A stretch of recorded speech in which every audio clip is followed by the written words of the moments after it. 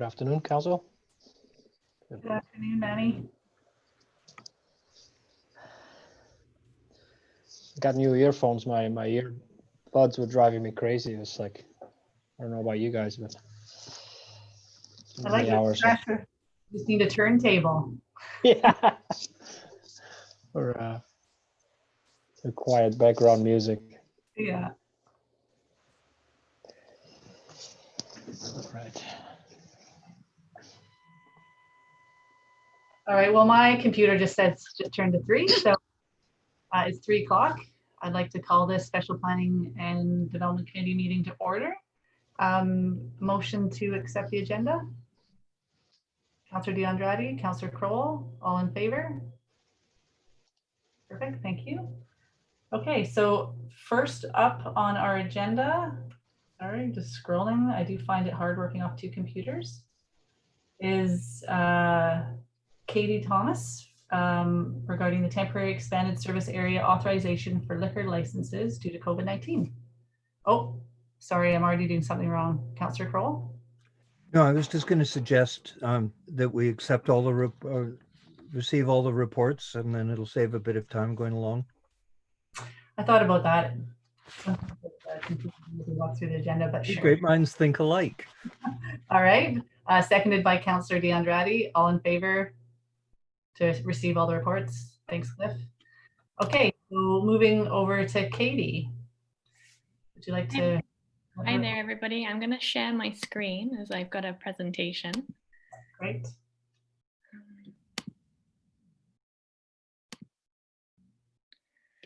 Okay, so thank you, Chair Ladwig. So item 3.1 looks at the request for direction from the Liquor and Cannabis Regulation Branch on how the town of Gibsons would like to proceed with the temporary expanded service area authorizations. So the LCRB announced a policy directive at the end of May in an effort to support the reopening of BC's hospitality sector while adhering to the Provincial Health Officer's direction. So this policy permits food primary, liquor primary, and manufacturing licensees to temporarily expand their service area footprint until October 31st, 2020. A service area is where liquor will be sold, served, or consumed on a property, and each license has a floor plan that's attached which outlines their service area. And the intention of this policy directive is to allow the area where liquor is sold, served, or consumed to be expanded temporarily, which is usually going to be outside on private property. So local governments have 2 options to move forward with this policy. And it's just for liquor primary and manufacturing establishments. Food primary don't need local government input. Now there's 5 establishments that fall under this category, and the 2 options that the local governments have are either to provide a one-time pre-approval to cover all liquor primary and manufacturer establishments, or the second option is that local governments may choose to review and approve each application individually. So staff recommend moving forward with option 1, which would enable the fast processing of applications and therefore a potential faster business recovery. So the recommendations are listed on page 1 of the staff report, and the LCRB have asked staff to forward council's resolution as soon as possible. And so staff also recommend that the recommendations be forwarded to tonight's council meeting. So I'll stop sharing my, my screen and you can have a discussion. Great, thank you, Katie. Motion to receive the report, please. Oh, we did that already, didn't we? That's right, thank you. All right, over to you, Councillor Crowell. Thank you, Chair Ludwig. I just wanted to mention that this has come before the Regional District and the District of Sechelt, and they've both approved the sort of thing. So, you know, it seems that it's a decent thing to do for businesses that need the extra space to be able to get their capacity up to, you know, so they can generate enough revenue to cover overhead and staff costs and one thing and another. So I'm all in favor of it. Thank you.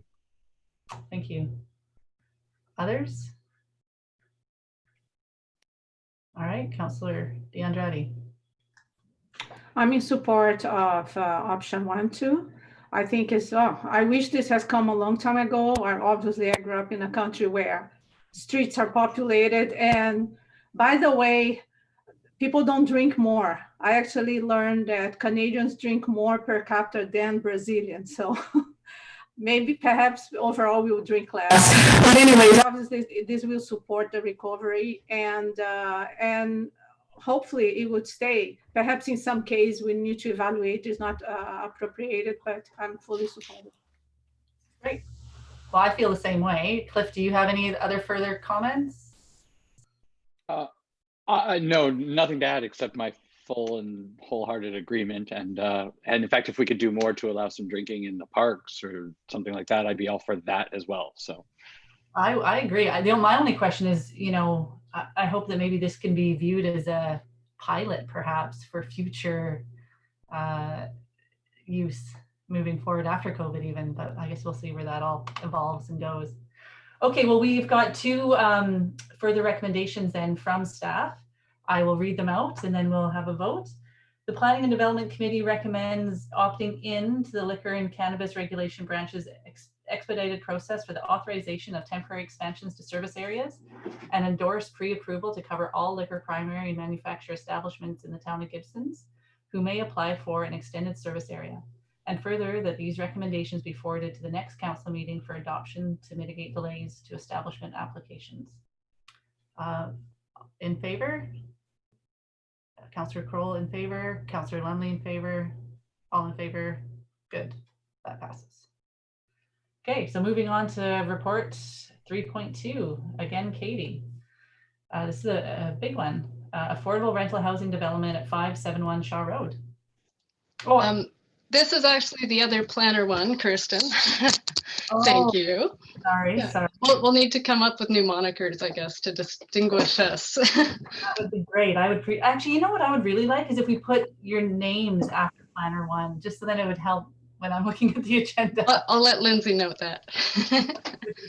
Good, thank you. Yeah, this application is for the first phase of development of affordable housing at 571 Shaw Road on the town-owned site across from Christensen Village. The zoning and OCP amendments, as you probably remember, were approved for the project in the fall of 2019, following public consultation that began in 2017. This report considers the form and character of the development and a request for a development variance permit to allow a portion of the on-site parking requirement to be provided as angled on-street parking on O'Shea Road. We're fortunate today to have project architect Peter Troyhite with us, who will present the project design. We may also at some point have Pat Campbell, the landscape architect. If not, we'll cover that without her. I don't know if we've had technical difficulties, but I'll turn the presentation over to Peter first, and then I'll follow up with a brief report on the applications following his presentation. Great, thank you.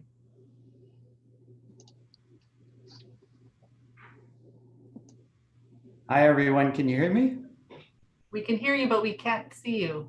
Yeah, I'm on a Wi-Fi, and I think when I had the video on, it started to not work properly. So I'll try and get back on, but I'll get the presentation on. I have to share my screen. Okay.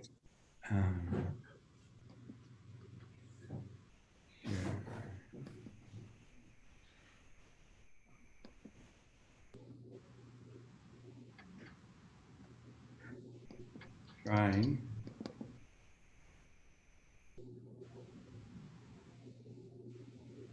Great. Good. Can you see that? We can. Okay, so I'll just quickly go through, it won't take more than about 5 minutes, but I thought it would maybe be helpful just to give a little bit of background before Kirsten carries on with it. So what I wanted to go through a little bit today was this kind of the site design and principles of the layout. the building design, talk about the materials and colors, and then hopefully Pat can join us to talk about the landscape plan. So everyone knows the site. The area that we're currently working on is sort of roughly half the property. We have two phases that we're proposing, and phase one is the one currently in the application, which is closest to Shaw Road.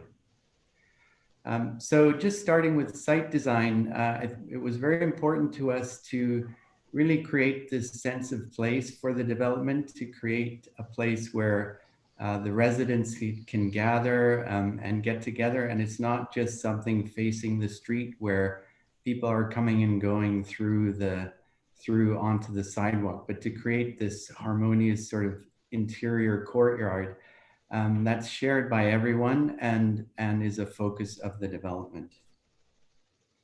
A lot of shared outdoor activities, outdoor gatherings, spaces, children's play area, and really to create walking connections through the site for the residents, but also for the surrounding neighborhood. There are pathways that connect Shaw Road on the south side of the property to the existing trail network through the property. And that's the hope, is that there's a whole pedestrian oriented emphasis on the project.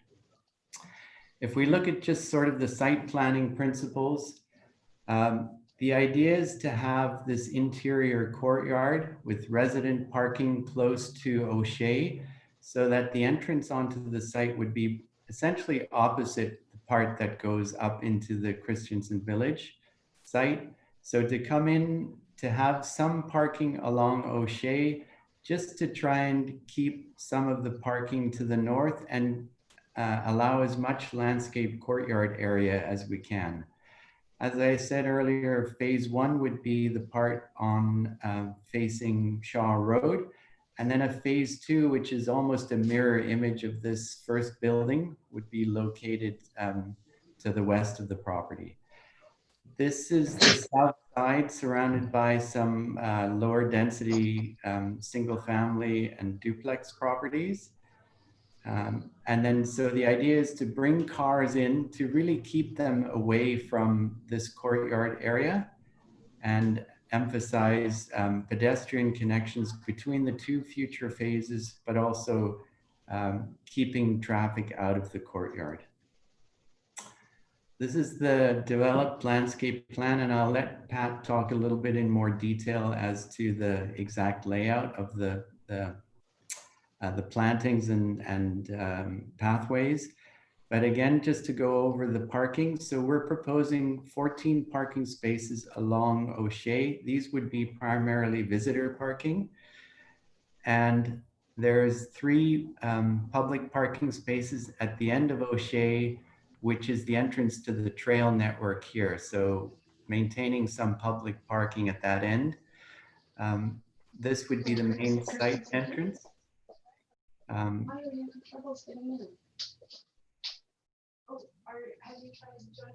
I losing you, or can you still hear me?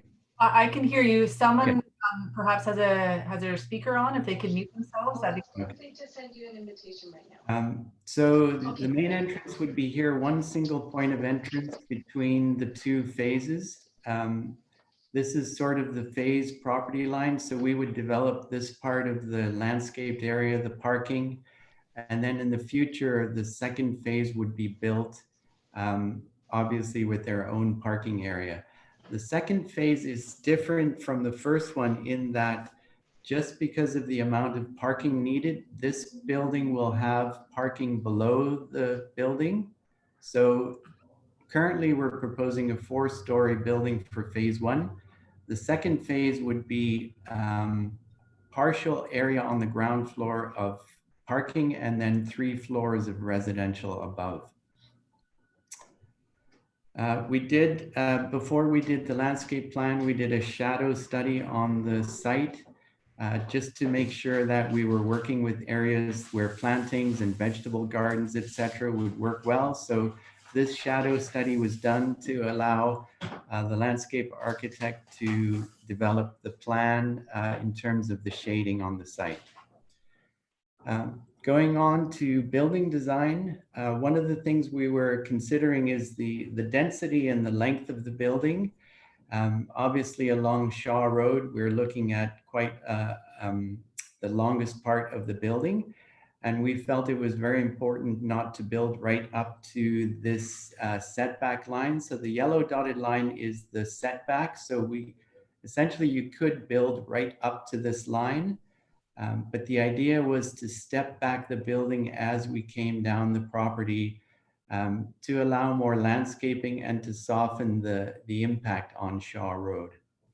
Also, we've decided to take the narrow portion of the site or the building and face it south towards the residential area, further avoiding the idea of a sort of tall, longer building along this south part of the property.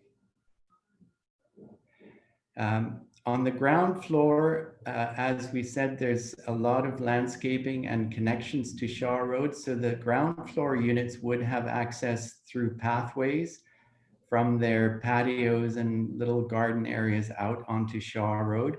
But the emphasis would be on creating this pedestrian entrance and courtyard, more of an internal part of that. One of the design guidelines is to try and step back the building from the second floor upwards. And obviously we're trying to keep in mind affordability. So it's always more complex to do, you know, it's different sized units above each other. So we've tried to play with a combination of stepping back with the ground floor deck, how we've built the decks and the post to sort of give this added layer of stepping back on the second floor. As you can see here on the floor plan, the ground floor units would have these extended sort of covered areas in front of them. Again, giving that, that massing feeling on the ground floor. And as you get up to the second floor, the units would step back. So they would, again, on the second floor, have these large patios over top of extending over the lower units. Again, this stepping back in articulation is to break up the length of the building into smaller masses, into vertical masses. And you'll see with the roof lines, that's we've tried to emphasize that. One of the features of this building is this interior courtyard. And what we've done with this number of the units is to have them with two sides to them, so that you have this wide exterior walkway where people can gather. It's wide enough that you can have some chairs along there, again, overlooking the courtyard area and creating these common decks on each level. Looking at materials and colors, one of the ideas, again, with the length of the building and the massing, was to layer the building. So to have a ground plane where there's extensive landscaping and shrubs and trees, to have a lot of natural wood in there, and to create shadows and layering with the landscaping and the features of that lower level. Looking at materials, they would be a combination of fiber cement board. There are some fiber cement boards that have a natural cedar look that we would also work with. The second floor, as I said, steps back from the lower level. And then there's a third floor where we would create a light, simple color pattern. We felt the verticality or breaking up the length of the building is taken up by the dormers and the articulation and the roof lines. So if we're looking at just some images, you can see on the images above here, the idea of these extended balconies from the second floor, and then a line of trellis to break up that height there. So again, we are thinking that the vertical elements defined by the dormers break up the length of the building, and we are creating the stepping back portion. There'd be, facing Shaw Road, there'd be large windows to bring in natural light. private decks for the residential units on all of the units. Again, stepping back the roof lines from the front facade. Again, as I said, there's a combination of fiber cement board in different patterns and colors. We've kept the top 2 floors very simple and just with panel siding and a lighter color that would sort of blend into the skyline. Just to look at some of the closer up of the color palettes, the second floor, this would be a cedar, natural cedar trellis, a darker band of siding, horizontal siding on the floor, and then these defining dormers with columns. These would all be the same color, bringing this vertical element back into the building. Here are just a few images. You can see from the side how the stepping and articulation of the balconies and the recessed decks helps break up the mass. This lower level is showing the exterior walkway, and the hope is for this to be an area where residents meet each other.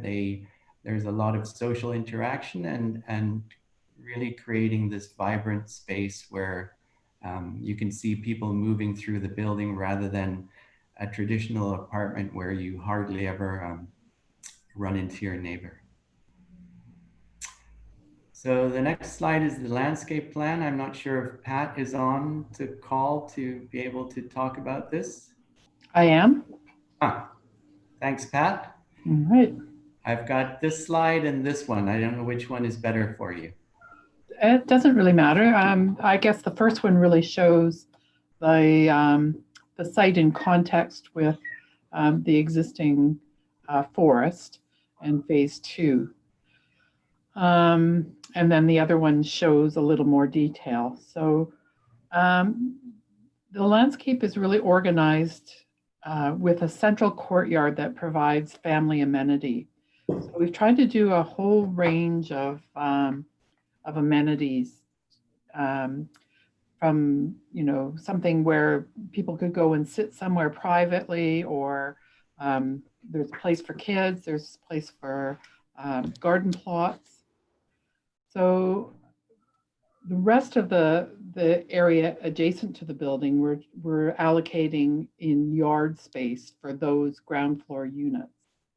So there's a fairly strong streetscape along Shaw with a double row of trees, and then those individual yards, which are divided up by low fencing, taller screens right at the patio, but a low picket or open style fencing along Shaw.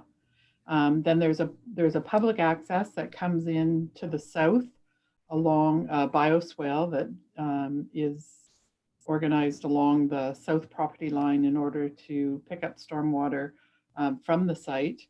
There's an existing ditch in that location, and this will be organized into a landscape bioswale. So north of that is the little squares that are the garden plots. So that's fenced area to keep wildlife out, and it's I forget how many plots there are, but it's a significant garden plot area, and it's got a composter, a work table, and some tool storage in association with it. Then north of that, there's a barbecue area with picnic tables. I forgot to mention that there is a little private seating area down by that bioswale, and at the south of the building under the overhang, there's a little living lounge space where a small group could gather. And then the more social central.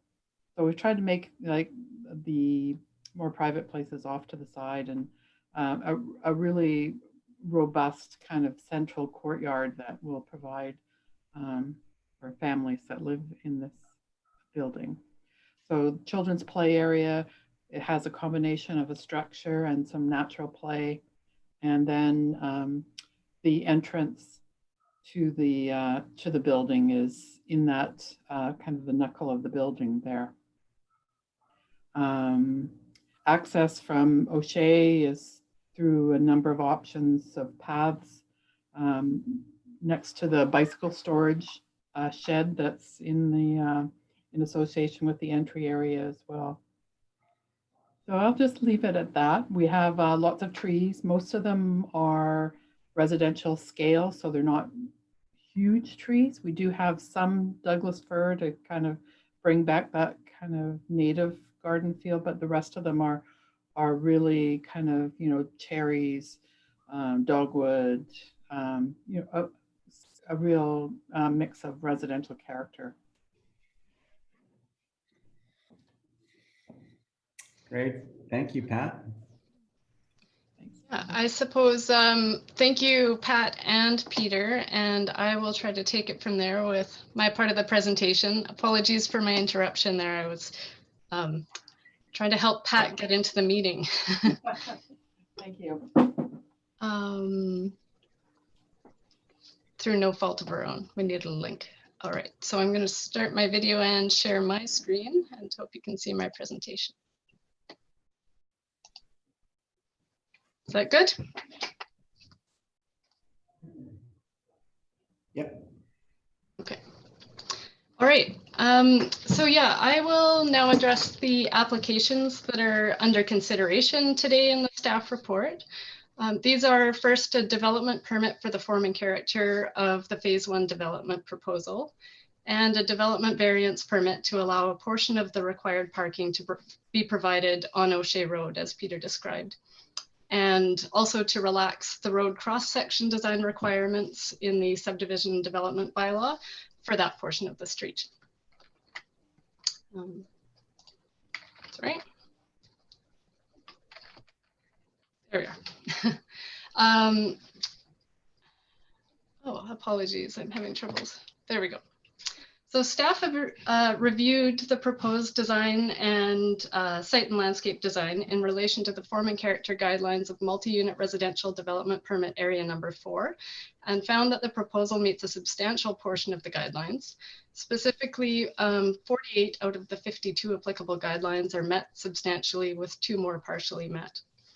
The guidelines that are not met include the recommendation for vertical stepping of the roofline and the building massing, and the location of parking at the forefront of the property as seen from O'Shea Road. I guess that could be considered partially met because it's set back from Shaw Road. Staff recognize that these design decisions were made in order to maintain a cost-effective design to maximize provision of housing units and to allow usable open space to be the central focus, as Peter described.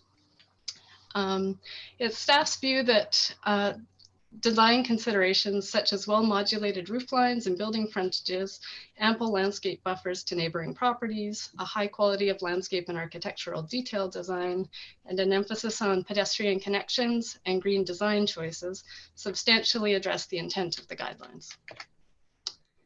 The zoning of the site is CDA 5 sub-area 2, which was designed specifically for this project. As indicated in the table, the proposal conforms with the requirements of the zone, with the exception that a portion of the parking is proposed to be provided off-site, which requires a variance. The number of required parking spaces, 0.9 spaces per apartment unit, is met with a reduction of 4 spaces in exchange for provision of 2 car share vehicles and car share vehicle spaces as allowed by the zoning. That's in partnership with the Coast Car Co-op. 2 variances are requested or required. This is under 1 development variance permit to allow the site design as proposed. The first, as mentioned, relaxes the on-site parking requirement of the zoning bylaw to allow 0.2 of the required 0.9 spaces per unit for phases 1 and 2 of the development to be provided adjacent to the property on O'Shea Road. This amounts to a total of up to 14 spaces on street. A second variance is required to relax the road cross-section design requirements of the subdivision and development bylaw for this terminal section of O'Shea Road to allow the angled parking, and also to allow public parking spaces and a sidewalk connection with Inglis Trail, and to vary the cross-section design to reflect the current use of the street as a local road rather than a collector road as it's classified in the OCP. Staff evaluated the application according to Council's Policy 3.9 on evaluating variances. These considerations are addressed individually in the report, but in summary, staff determined that the criteria do support the variance with consideration of the unique situation of the proposal as a public project on town-owned land and its location on the street end that is considered in the OCP to be a collector road, but may not be developed in the future, given the importance of White Tower Park within the town's stormwater management infrastructure. That is, if I didn't make that clear, it's designated in the OCP as something that would be extended as a through road. It should be noted in relation to the final criterion that should O'Shea Road be connected through to Mahan Road in future, through what's currently White Tower Park, that there would be a cost to upgrading the road design to include a bicycle lane, likely in this case by widening and resurfacing the new sidewalk to create a multi-use path. The PDC's recommendations on the form and character of the proposal will be forwarded to the next council meeting for a decision. And the recommendation on the requested variances will be forwarded to the same council meeting for a decision on whether to proceed with notifying neighbors of the project, of the variance request. Neighbor comments will be brought back to council at the following meeting for a decision on the DBP. And a building permit would be a possible next step, subject to the issuance of the variances. Sorry, variance and permits. Staff recommendations are shown in the agenda. And they include that the report be received, that the form and character development permit be issued subject to issuance of the DBP, updates on the landscape to the landscape drawings, registration of necessary easements and rights of way, a plan and agreement to retain or replace existing trees in the landscape plan. And number 6 requests additional lighting plan details, but those have actually been received since the writing of the report. Further, a recommendation is sought that council direct staff to notify neighbors within 50 meters of the property of the development variance permit application. And that concludes my report, and I'll give you back your screen, I think. I'm still sharing, aren't I? Yeah, you are. Lindsay, can you help me? While you're doing that, while you're figuring out your screen, and before I open this up for discussion, I would like to take this opportunity just to read some comments I received from Scott Keck, who is a member of our committee that was unable to attend today. So I would just like to read his comments for everyone's consideration, and perhaps someone can speak to some of his questions, and then I'll open it up to the rest of the panel for discussion. So he says, I would like to provide one question and one comment about 571 Shaw Road development. Question, if I'm reading the plans correctly, it looks like phase 2 is actually a smaller building than phase 1, even though it is further away from the street. And I'm wondering why this is. Was it ever a consideration to transfer some of the density to the phase 2 building in order to reduce the street presence of phase 1? Comment. Now I'm going to carry through, and then perhaps someone can address this question and comment. Following that logic, it would be nice to see a version of the building where the facade along Shaw Road has less of an apartment building feel and more of a townhome feel, if that's even possible. Right now, there's a strong horizontal organizational strategy to the facade in terms of materials and colors, which seem to put more emphasis on the number of floors in the building has. Perhaps if less facade materials are used, or if the material division changed primarily at the 3rd floor instead of the 2nd floor, it might reduce the scale of the building overall. I always find Scott's comments valuable, so I just wanted to make sure that everybody had a chance to hear from him. So why don't I see if someone could maybe provide an answer to Scott's questions, and then I'll open it up to the rest of the panel. Does anyone want to take a crack at that? It's Peter here. I can maybe address those for you. So the first one, the 2 buildings are actually the same size. The difference in terms of the number of units is because the ground floor is parking in phase 2. They are the same volume as each other. So that maybe answers the question. They aren't, one isn't smaller than the other. Okay, so they're the same. They're just less units because of the parking. Right, okay. So they are the same height though? Yeah? They are the same height. They are the same height. Okay. And the second one was a comment, I think, about the horizontal nature of that. Now that's something that I've done purposely, is to, because the building, if you look at the plan, there's a lot of articulation, the stepping in of the building. So there's a lot of verticality to the building volume shape. And I think that's maybe not always evident when you look at a flat elevation. So, you know, the drawing that has the elevation from Shaw Road, it looks fairly flat, but if you look in plan, it really does step back significantly. And our feeling in the design was to have, to sort of balance this vertical element, which is the 3 stories and the stepping back of the building and the dormers, with horizontal materials, and keeping the lower level sort of this natural tone, because a lot of it will be screened with landscaping. But it is a valid question. We can look at, you know, looking at some different material options, but that was my intent in the design, is to really create those horizontal elements. And when you have light siding on the top levels, it almost blends away and there's less emphasis on that. So that's just how we went about in a kind of design rationale. Okay, thank you very much. Joe? Sorry, you're on mute.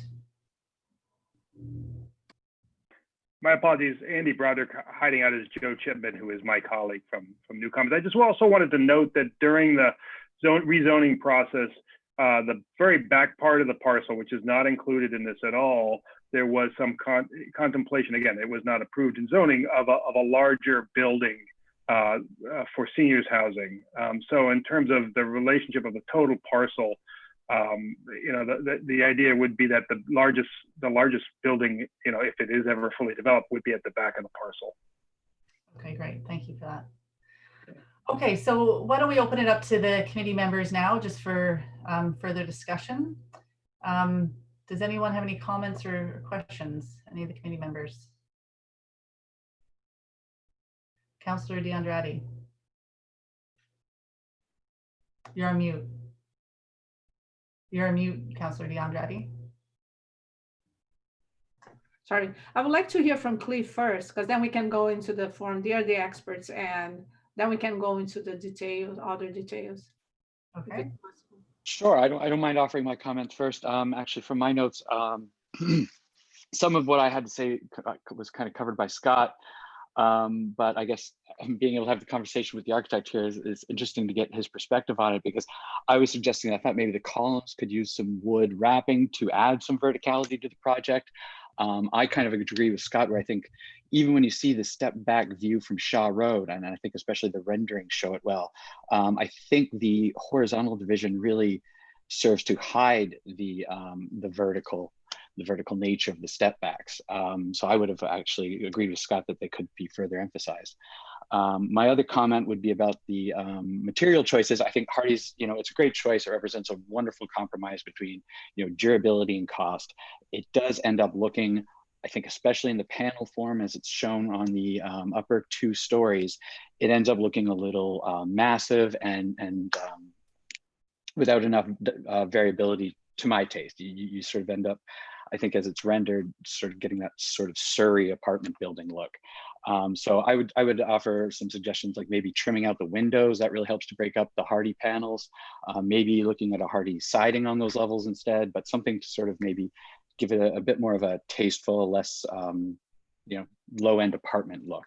I would say the same thing could be applied to maybe the roof overhangs. I'd love to see those extended. I think the gable ends are a nice detail, but again, I love extended roof lines, just because I think that's a nice West Coast look.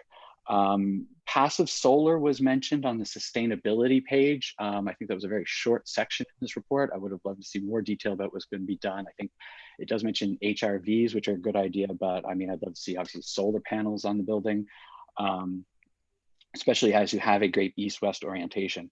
And then the other thing I would just recommend that I think would make it look nice would be skylights. But I mean, I realize that this is supposed to be affordable housing, so that might be a more expensive detail to add. That's everything I have from my notes though, so thank you. Great, thank you, Cliff. That was valuable.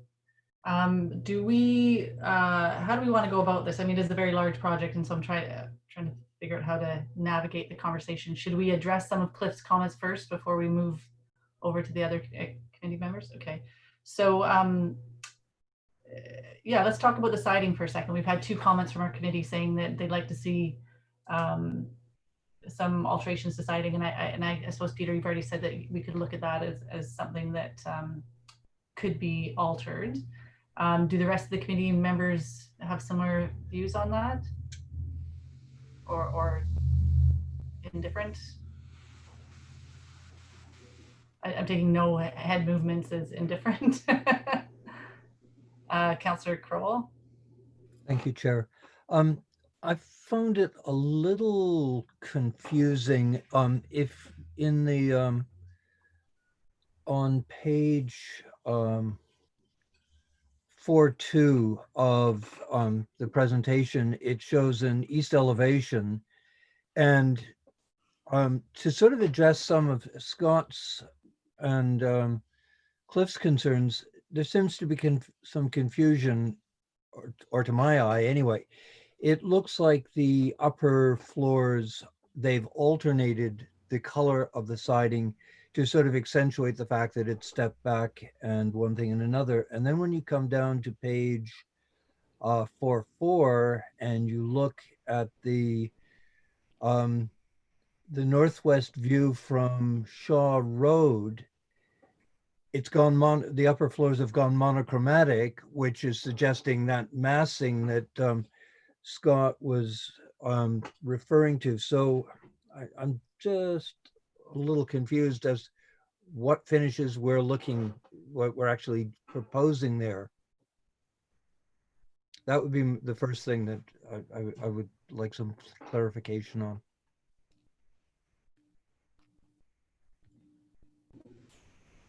I'll pass that back to Peter then, just for a quick answer on that. Currently, it may just be the angle of the rendering perhaps, but the proposal was to have the upper floors in the same color, the lighter color at this point.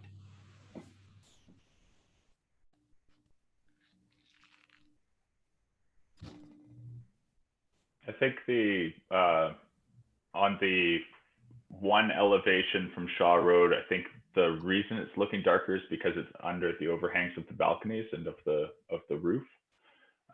So I think it's just a function of how that was rendered. Okay, so I see Councillor D'Andrade had her hand up previously, and I know Councillor Lumley does as well. I think I'm changing my thought on how I want to chair this. So I'm thinking I'd like to hear from each committee member first, and then we'll discuss all the comments kind of collectively afterwards. So Councillor D'Andrade, did you want to step in now? Yes. First of all, the project is really appealing. I love the central area. I think it brings lots of community to that. And thank you so much. Kudos for addressing accessibility. I know it was one of the requests I was really pleased to see. One comment with the cherry trees. I mean, they are beautiful, lovely, but there is a trend in landscaping just because future impacts with climate change. So I would like to see, given that this is a partnership with the town of Gibsons, I would like to see more native species instead of the cherry, if possible, just because of future implications. And my last comment will be the parking. I think I did not understand the implications. Exactly, what's the consequence of the multi-path. So it's hard for me to to make up my mind if I don't fully understand. And if the town could also send this proposal to track Transport Choices Sunshine Coast, because they are the bike people, and it would be nice for them to comment. Thank you. Okay, thank you. Just taking notes here. All right, great. Councillor Lumley. Yeah, thanks for the presentation, Peter. Thank God. This might be the first building that's been presented that isn't brown. So all brown and black and dark colors. So I appreciate that. I think the first time I looked at this, I guess you'd say I'd probably have a lot of the same views as Clifford mentioned. But then I guess you got to wrap your mind around it is affordable housing, and a lot of these nuances that you might want to see in such a large structure to take it away from looking like an apartment building. I mean, essentially it's an apartment building. So, but I guess that's probably the first thing that came to my mind was like the windows, without sounding too cruel for certain developments, but I think we've all seen homes that, those vinyl sided windows that just look like crap from the street and they look really cheap. But again, it's affordable housing, and I don't know if there's any way to get around it. But for the most part, I was pretty happy with it, and the lightness of the color, I think, and the landscaping details I thought were awesome. So that was my only comments. Great, thank you, Councillor Lumley. I will echo Councillor Lumley's comments. I too was very happy with the overall development plan. I love the landscape plan. I love the connectivity between all the units and the garden beds, the play spaces. Pat, I think you did a phenomenal job on that. I'm really pleased with the overall look of the building. I've been taking notes of some of the suggestions that everyone has been making, and I maybe at the end of this we could maybe ask the Affordable Housing Society if a few of these things some of the littler things could fit within their budget, just to dress it up a little bit. But taking Councillor Lumley's comment that again, this is affordable housing, so we'll see what they can do. So with that said, I've got Councillor Crowell. Oh, sorry, you're on mute. Thank you. Something that, I think has been really sort of taken into consideration with this project is the fact that the way it's been oriented on the property. It's, as a neighbor of that property, the two immediate opposite buildings, the one faces onto O'Shea and the other is the RV and garden property that belongs to Eagleview. So it's not like people are living in a residence across the street looking at this building. Where the consideration has been given is to the people that live in the country cottage complex to the south of it. So you don't have this mass running down the property line. So I think that aspect of the consideration that's been given to it is really good.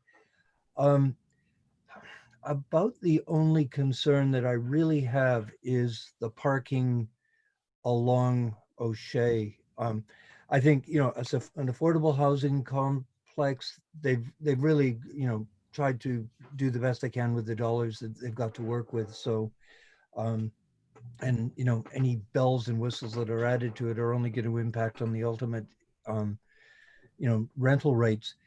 As I said, my only concern is the parking on O'Shea, because people are going to be backing out into O'Shea. There's a bit of a curve on the road, so there's visibility concerns.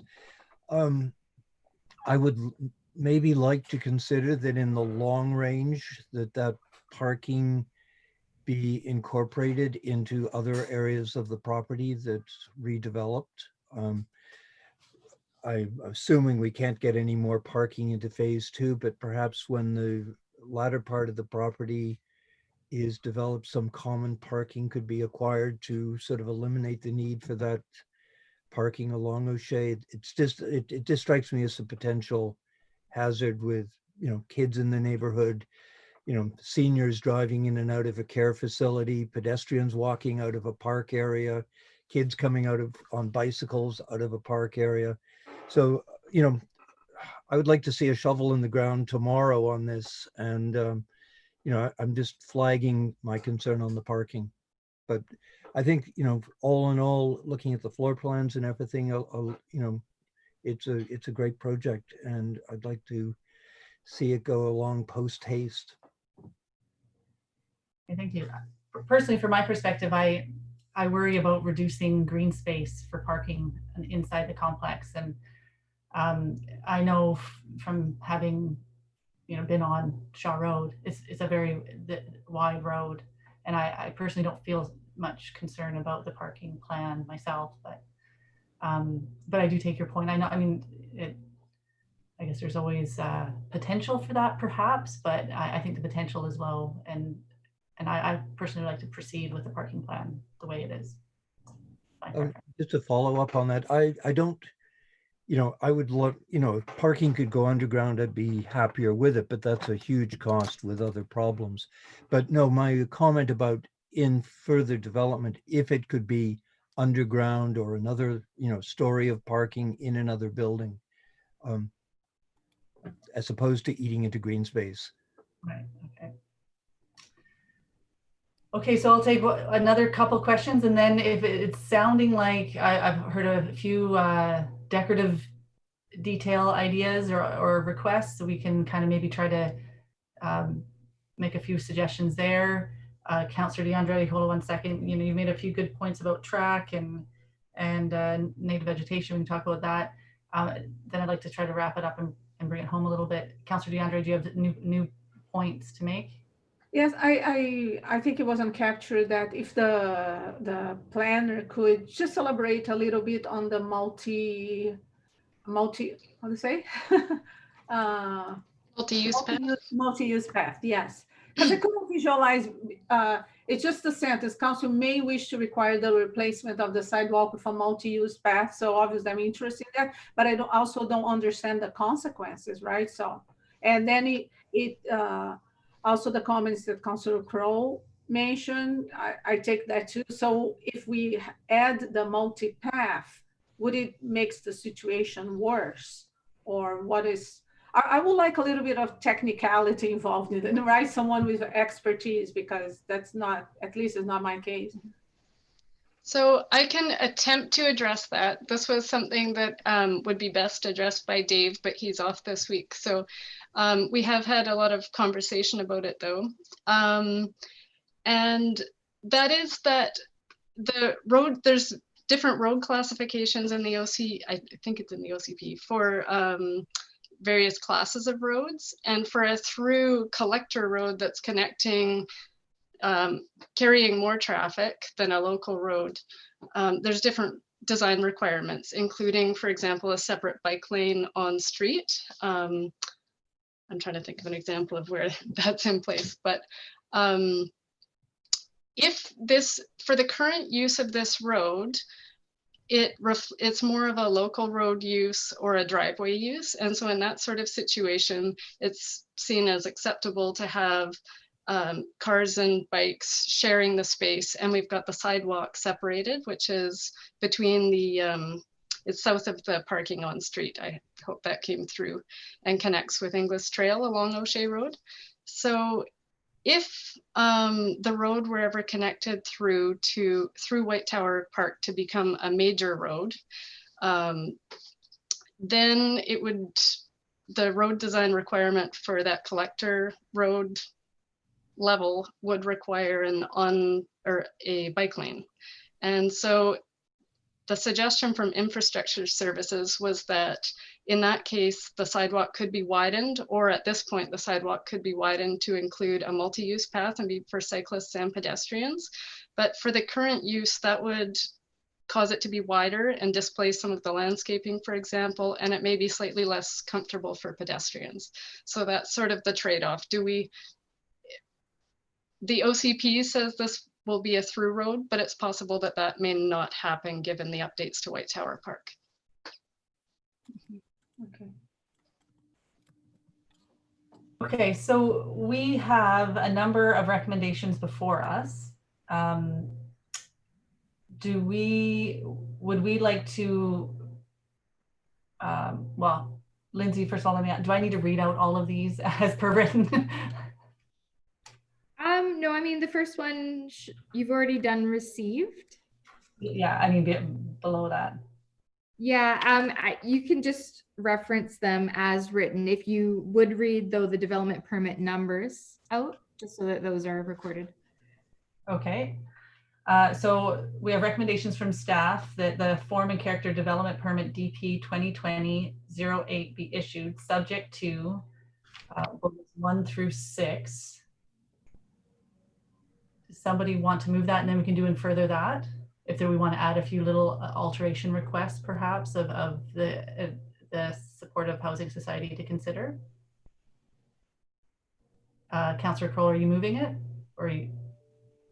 Okay, moved by Councillor Crowell. Does somebody want to second that? No, am I? Councillor DeAndretti, you'll second that? Okay, all in favor?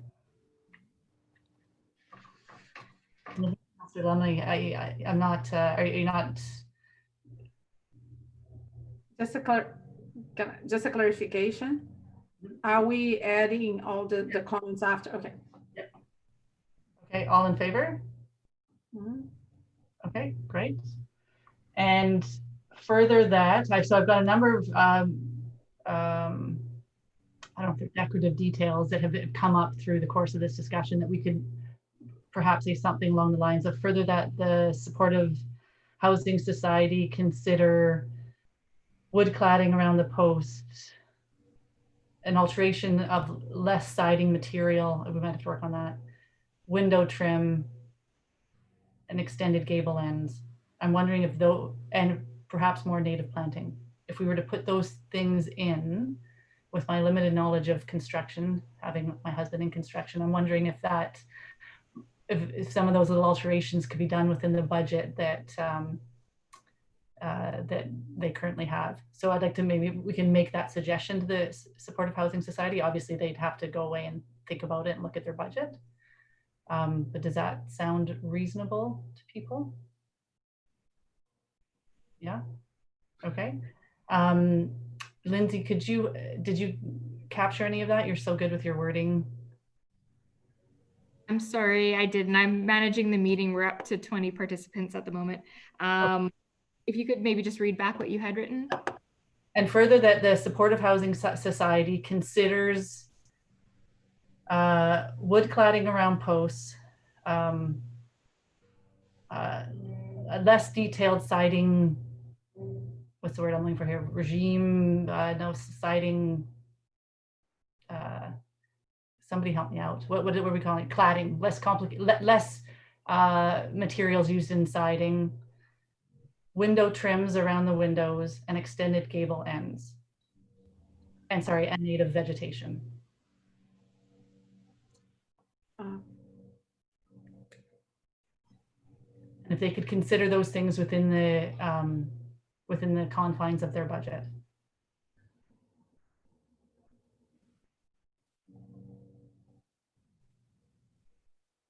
And then one other comment that Councillor DeAndretti made, which I think is definitely something I'd like to support, is that this gets sent to track. But I'm assuming that through the consultation process, could they be added to the list of people that we send the proposal to, if it hasn't been done already? Should I speak to that? Yeah. That's a good, I may need backup from Leslie Ann on this one, but track could be we're sending out notifications for the development variance permit to neighbors, but not the development permit at this point. Maybe I'll turn it over to Leslie Ann. You have more experience in that. Sure. So we don't typically send referrals out for variances to wider community groups, but we can for this one. It's not a problem at all. The variance is specific to the parking requirements. So are Are you specifically looking for feedback from TRAC on how the proposed parking will impact transportation corridor? Councillor DeAndretti, do you want to answer? Thank you. I think I have two concerns. One regarding bikes, and also what Councillor Crowell raised. So I would like a little bit of more understanding and confidence that whatever alterations are proposed will not have like impacts on this regard. That's my only, the only, I mean, in principle, I don't have any problem with the idea, but I think I don't have enough understanding to judge if the consequences. So first the bike, I would like to hear from the people. And if there's another layer with a traffic study that could result, even obviously, given that White Tower Park, it's a significant natural asset. I hope it doesn't, maybe in the future we can even change the classification of the road and find another exit to Mahan Road, but we don't know if this is going to happen, the possibility. So I'd like just to feel more comfortable if this, we could have more feedback on this before a decision with regard to this specific. Absolutely. So what we can do before this comes to council for a final decision is we can get TRAC to provide comments for that report.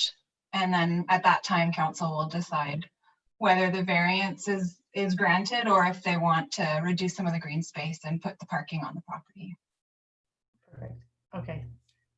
Thank you, Director of Planning. Okay, and then the final, and further that, okay, sorry, no, let's vote on that one. First of all, Lindsay, would you mind reading that out if you could, what we've got now? And further that, the following be considered for the project. Wood cladding around the posts, less detailed siding or fewer siding options.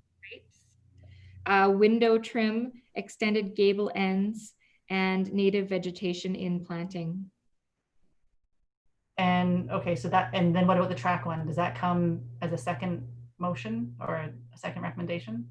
I believe the planning staff can just send that. Okay. Yeah, okay. before it comes back to council. Okay. Okay, so does someone want to move that recommendation? Are you happy with that? Just a comment. My comment specifically was the cherry tree, because I saw the landscape plan. They use beautiful native vegetation. It was just specific to the trees, right? To the cherry tree, just because of, I know Victoria is phasing out planting of cherry trees just because of climate change. So it's not the whole landscape. It's just specifically the cherry tree. Okay. I think Pat's on the line. She caught that, I'm sure. Yes, I am. Okay. Great. Okay, so does somebody want to move that? I can move. Councillor DeAndretti, thank you. Seconded by Councillor Crowell. All in favor? Okay, good. Moving on. And further that council directs staff to notify neighbors of development variance permit application DVP 2020-02 to relax on-site parking requirements and Berry Road cross-section requirements to allow private on-street angle parking on O'Shea Road. Someone want to move that? Councillor Crowell, Councillor Lumley, all in favor? Chair Ledwig, one thing I noticed that the notification was 50 meters, and this is a big project. I think it's wise to extend to 100 meters if possible. I think, you know, there will be impact with parking. So I think it's always good that other people can provide feedback. And just a clarification, being a variance permit, is it coming back to council after we hear from the neighbors? Yes, we go to council for a direction to send out the notification, and then there's 2 weeks to receive comments, and that's brought back to the following council meeting. I appreciate that. Thank you. So do we have to rescind we just passed that we just made a motion to pass that recommendation. So do we need to rescind that now and then ask everyone if they want to have notification to 100 meters. Over to you, Lindsay. Yeah, so the vote took place. And so at this point, you can propose an amendment to the recommendation, or you can change it at the point it comes to council, because this is just a recommendation that's going to council. So it's up to you. My preference would be to make that recommendation to council, if that's okay. So change it now or change it at council? Change it at council. Why don't we ask council? I'm looking to you, Councillor D'Andrade. Are you okay with that? I think it's easier to change now if people agree or disagree, right? Instead of bringing again. I think it's a big project. It deserves the 100 meters. That's my personal opinions, whether the committee agrees. I think it's easier to do now. We are talking about this now, so. So Councillor D'Andrade is making a motion to amend the previous recommendation to notify neighbors to 100 meters. Do people support that amendment? Does someone want to second that? No? Councillor Crowell. Just a comment. I think I'd just be as happy. I'm looking at that area on Google Earth, and 100 meters is not really going to make a significant difference to who gets notified.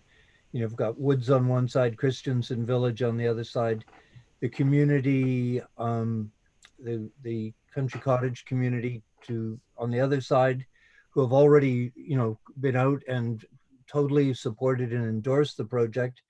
And you've got an RV park and one house across the street. So it really is sort of a moot issue. I just as soon leave it, we allow the time to think about it and bring it up again at council. Okay. From my perspective, I think most people hear about this through the paper anyways, and I think the notification is much broader through media than it is through any letter that we receive in the mail. So it doesn't matter to me. Does somebody else want to second that? No? Okay, so we're going to leave it at 50 meters and we can bring it up again at council. Thank you, Councillor D'Andrade. Okay, so I think that concludes 571 Shaw Road. So well done, everybody. Thank you very much, Andy. Thanks, Wanda. And Pat and Peter and everyone, thank you very much for your presentation. Right, thank you. Thank you. Okay, so moving on to report 3.3, and this is on the OCP and zoning bylaw amendment for secondary suites. I'm going to make sure I know which planner this is before I actually say who it is. I have to open my report. It's Katie. It's Katie. Okay, thank you, Katie. Over to you. Hello, I'm going to share my screen again. If I can.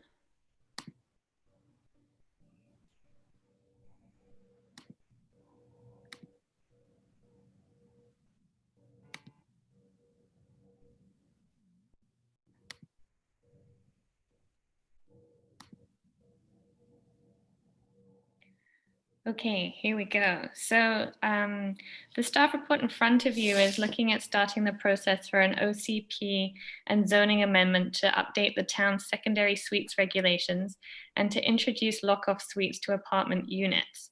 So in a previous report to PDC on January 14th, staff provided the BC Building Code updates on secondary suites, which is to help construction of secondary suites in more building types.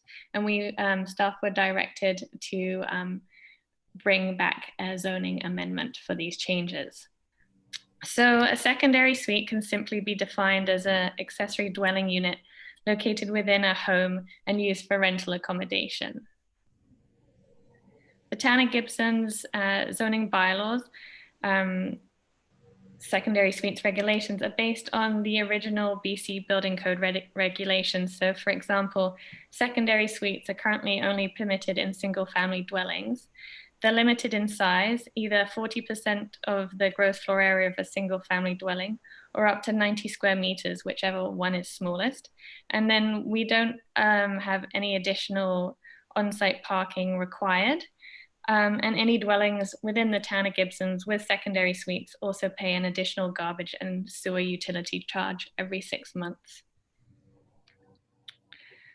So with the update to the BC Building Code, it now allows for secondary suites to be in duplexes and townhouses, as long as there's a vertical separation. So as you can see in this diagram, your dwelling unit or your single real estate entity is delineated in the lime green color, and then you have your secondary suite in your blue box. So you would have your vertical separation would go from the foundation to the roof, just like this. And then you can have your secondary suite. You're not allowed to have a secondary suite where your party wall hits another dwelling unit, if you can see here. So with the introduction of secondary suites to more housing types, staff have also introduced lock-off suites, which are accessory dwelling units used for rental within an apartment unit. And these units can be locked off from the main unit and then have their own lockable access from the shared common hallway. So planning staff have also reviewed the zoning bylaw and found that there's 4 existing definitions that require updating and clarification. So these include secondary suite. This was updated to remove the 90 square meter limit. Single family dwelling was revised to remove the statement pertaining to having a secondary suite, and thus removing the notion that a single family dwelling must have a secondary suite. Townhouse definition was updated to remove wording pertaining to party walls, and now includes stacked townhouses and row housing to the definition to align with the OCP's land use designations. Two-family dwelling was replaced with duplex, and this definition now aligns with the other town bylaws. There are now 3 new definitions that we propose to add, and these provide a method for clarifying which dwelling unit on the property is the main dwelling unit and which is the accessory dwelling unit. So a primary dwelling unit is proposed to describe the main or the larger residence with larger residence in a unit with a secondary suites or a lock-off suite. A principal dwelling unit is proposed to describe the single real estate entity. For example, a single family house with a secondary suite or an apartment unit with a lock-off suite. And then we also have provided a definition for a lock-off suite, which is an accessory rental dwelling unit within an apartment. In terms of parking, the zoning bylaw currently doesn't require parking for a for a secondary suite. With the updates, staff recommends introducing a flexible requirement for 1 on-site parking space for both secondary suites and for lock-off suites. And the bylaw amendment includes a regulation that if the subject property is within 200 meters of a bus stop and there is on-site parking available adjacent to the subject property, then you actually don't need to have on-site parking. It's just just provides some flexibility there. Staff recommend that a parking policy for secondary suites and lock-off suites be drafted to provide some direction for homeowners on which streets would allow for on-street parking by rental tenants, and then to provide some procedural steps of how that 200-meter distance would be measured from a bus stop. The proposed zoning amendment looks to replace section 8.9 secondary suites, and this is to clarify the use and regulations. One statement that will be removed is that secondary suites would be rented on a year-round basis for more than 30 days at a time, and this is due to the proposed addition of short-term rentals to the zoning bylaw. Staff propose to introduce a new section to Part 8, which will provide similar provisions for lock-off suites, and these regulations would also include where a lock-off suite is permitted and allows only 1 lock-off suite per apartment unit. Staff also took the opportunity to do some general housekeeping, including revising the zones to move the secondary suite use to the permitted accessory use section of the single family residential zone. Sorry. One second.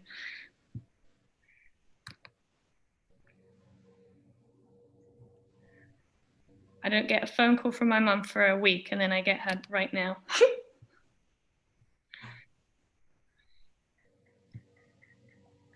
Okay, here we go.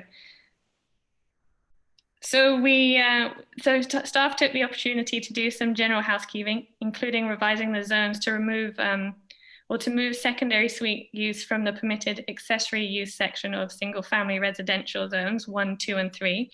And rather than having it in the permitted principal use section as it is currently. And then staff reviewed the regulations surrounding density and determined that the principal dwelling unit, i.e. the single family dwelling, the townhouse unit or apartment unit should be seen as one unit, regardless of whether it includes a separate suite for rental accommodation. And this is due to the secondary suite and lock-off suite being an accessory use. The intention for this direction is to also maintain the form and character of the residential zones, and therefore setbacks, building height, and lot coverage remains unchanged. The zoning amendment process proposes to add wording under Part 8 General Regulations to enable townhouse units to include secondary suites and apartments to include lock-off suites. So without these accessory dwelling units affecting the maximum density for the principal use. So table 5.1 of the OCP provides a maximum floor space ratio for the residential land use designations and offers a generally X to X range number of units per hectare statement. When staff reviewed the proposed changes to the zoning bylaw in relation to the density outlined in the OCP's land use designation, staff found no issue with FSR as the building size, setbacks, height, and lot coverage is not being changed. Staff found that the units per hectare statement is unclear on whether it would include secondary suites and lock-off suites within dwellings. And to clarify this, a small OCP amendment is proposed to clarify that secondary suites and lock-off suites do not count towards the units per hectare in the OCP with the following text. Secondary suites and lock-off suites do not count towards units per hectare. So recommendations are listed on page 1, and I will stop sharing my screen and I'll let you guys discuss. Great, thank you, Katie. Open for discussion. No one? All right, Councillor Lumley. Yeah, just a couple of things. I mean, I guess it's more housekeeping than anything, but lock-off suites. I mean, I think I know what they are, but are there any in Gibsons? Like, is that a thing? Like that someone's accessing someone's apartment through the hallway? Like, anyway, maybe David wants, you can answer that in a minute. I just found it, I don't know. I just wouldn't have, there's so few apartments here. I wouldn't suspect there was any lock-off suites. And then my only one was the parking. I know you're going to draft the parking. I don't think anyone, I mean, parking's always an issue with everything, but is there something, would you put something in the draft of the parking? Because I know like neighbors, like the only consideration or the only complaint, and Ms. Stats will know about this, is that neighbors complain when there's like people have people over and they park on the front lawns, you know, and then what happens is the neighborhood, which they feel part of the neighborhood, you know, they look outside and what used to be a grassy area and off the street in front of a house is now like muddy track tires. So I wasn't sure if we relax the parking restrictions, is there going to be anything in the parking? Is there going to be anything added to maybe eliminate like parking on like non-designated parking areas, like front lawns and stuff like that? I think that would be like something that people around more density with a house in an area that allows more density would probably appreciate. So that was my only comment. Director of Planning, do you want to address Councillor Lumley's question or try to? Sure. Thank you, Chair. So right now, the secondary suite requirement for parking is none. So there's no parking requirement for a secondary suite. And the amendment to the zone is introducing a parking requirement. So that would require an on-site parking. And the only exception to that would be if you are in a walking distance to a bus stop. So there would be a relaxation for parking if you're within, I believe, 200 meters of a bus stop. And then the question about lock-off suites and apartments, that is brand new to the town. So other municipalities have a flex suite or a lock-off unit. We don't have that yet. So that is something we looked at when we were looking at secondary suites and have introduced it. Great, thank you. Councillor Crowell. Thank you, Chair.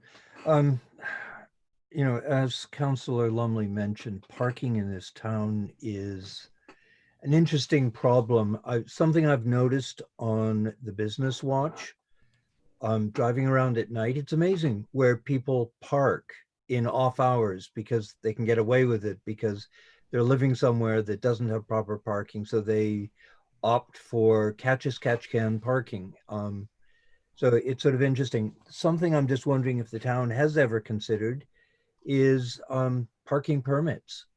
That, you know, if boulevards are going to get chewed up because of parking, then there's, you know, people, as in Vancouver, you have a parking permit, which allows you to park in an area and at least it generates some revenue to offset the costs of maintenance. When I first moved here, I lived in a 40 apartment building. There was no parking, period. You had to grab what you could in back lanes and on the street, but you bought an annual permit. And, you know, it sort of worked that way. With respect to the lock-off suites, there is one complex that I know of in Gibsons that does have them. It's the Dave Longman's complex behind the Bank of Montreal and Bliss. And there are lock-off suites in it. They were intended that they could be like for a business if you had a home operated business, but they are situate so you could lock them off.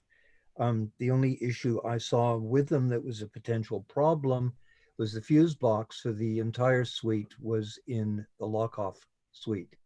So if you did rent it out and you blew a fuse, you had to wait for your tenant to show up or have arrangement for access to be able to reset the breaker. But you know, it's another option, and you know, certainly with the housing shortage, you know, any port in the storm. Cliff or Councillor DeAndrade, do you have anything to add? Yes, thank you. First, I appreciate the attempt to update the OCP to avoid misinterpretation, and the communication plan. I think it's good that we're going to have on the website. So I appreciate staff thinking on this line. And I share the same issues with parking. Okay. You, Cliff? Yeah, for the most part, I'm all for this. It's just bringing us into line with the current building code. I don't have our short-term rental policy in front of us, and I guess my only concern would be how this might interact with that. Well, Director of Planning can answer that. I think I know, but. Sure, thank you, Chair. So right now, the short-term rental policy that's being brought forward would allow short-term rentals in secondary suites. It doesn't allow short-term rentals in apartment buildings unless the apartment building is in a zone that allows for tourist accommodation. So if there was a lock-off suite in an apartment that was in a commercial zone that allows tourist accommodation, then they would be able to short-term rental the lock-off suite. But a lock-off suite in a multifamily residential zone would not be allowed to have a short-term rental. And then the other like sort of caveat to that is the strata would have to also approve the short-term rental through their strata bylaws. Did that answer it? And the primary suite, or one of the suites, would have to be occupied by the owner or what have you of the unit. Yeah, so there would have to be some kind of operator on site, which would be for the apartment in the other unit. Most likely, yeah. So I will just say that I'm totally in support of this. I think this is a really important component to our affordable housing strategy, and an element that I would like to actually see captured as a component of our affordable housing strategy. This is all part of addressing what they're calling the missing middle, which is providing potential affordable housing types privately owned, where individuals, privately own the property and use their own resources to fund it, manage it, maintain it.